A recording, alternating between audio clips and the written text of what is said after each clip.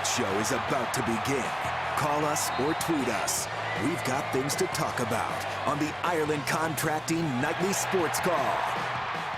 Good evening, everyone. Thank you very much, Susan, and welcome to the Ireland Contracting Nightly Sports Call right here on Pittsburgh CW. Bob Pompeani joined tonight in his comeback attempt. Ron Cook of the Pittsburgh Post-Gazette. It's been a while. 93.7 The Fan. Where have you been? It's been a while. I missed you. I had to come back.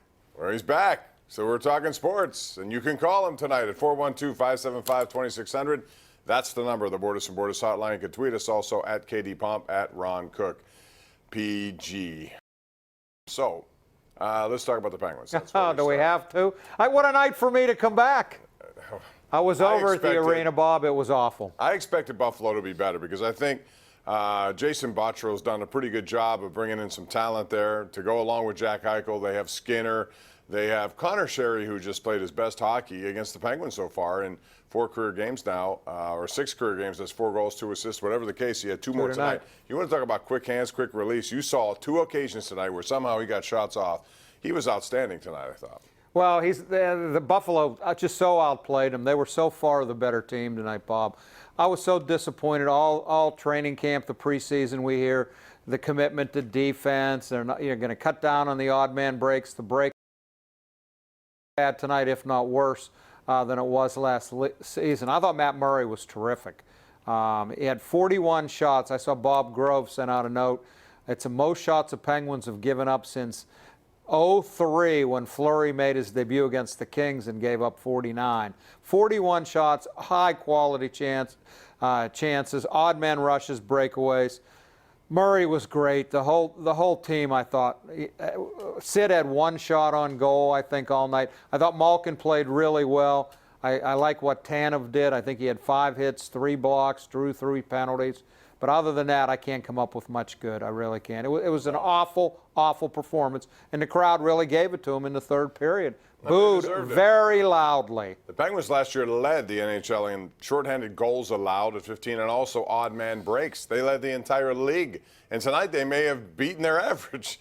Every time I looked up, there was a breakaway. Zemgus Girgensons had a couple, yeah. And, I mean, at the end of the 2nd period, the goal there was just an indication of how the Penguins are sloppy. It was essentially a 2-on-3. The 4th line was out there with Teddy Bluger, who seemed to get lost, didn't know who to go with.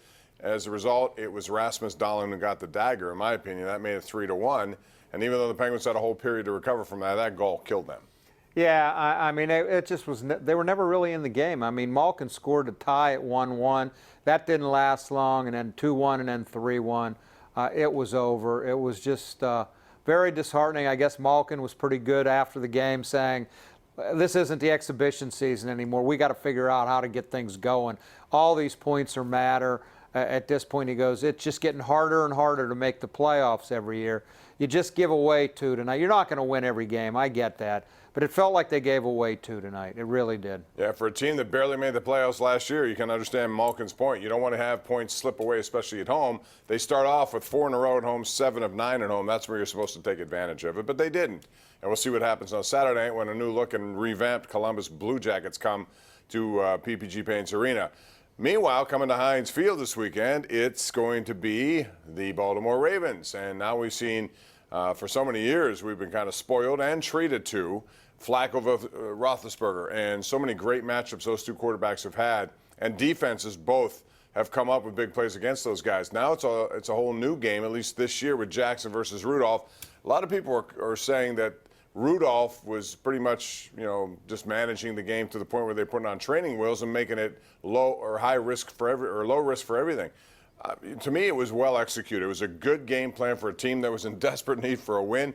They figured something out to get some rhythm and offense. We'll see, and I don't think this will define Mason Rudolph. This is not who he is. I think he still can go down the field, and I think he has a lot more to offer. But I also think it's too early to make a judgment either which way. Yeah, he's played, 6 quarters? Yeah. Well, I guess 2 games and 2 quarters. So it's way too soon. You like to think he's going to get better, Bob, as he gets a little more experience.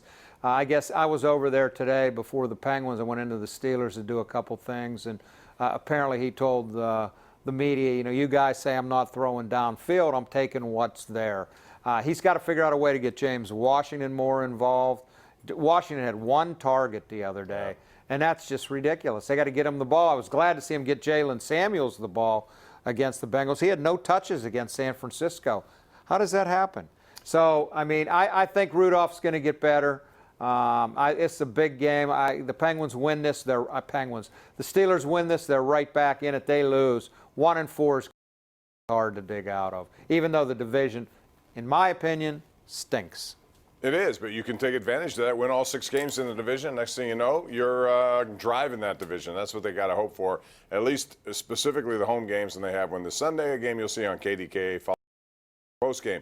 We're just getting started. We'll talk about that. The baseball playoffs are underway. We saw a fantastic game tonight as the Braves and Cardinals went at it. St. Louis came up with some big at-bats late to win that game.